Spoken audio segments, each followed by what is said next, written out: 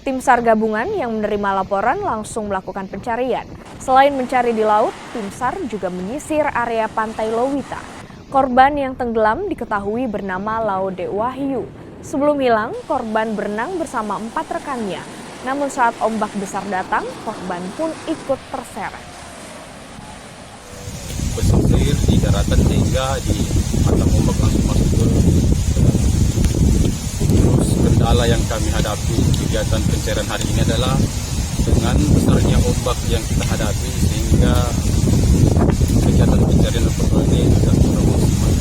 Ini rekan-rekan dari tim SAR gabungan sedang melakukan penyisiran. 2 LCR yang kita gunakan untuk melakukan penyisiran, satu LCR menuju ke arah selatan dari titik korban dan satu LCR menuju ke arah utara dari titik korban sejauh 2 nautical mile.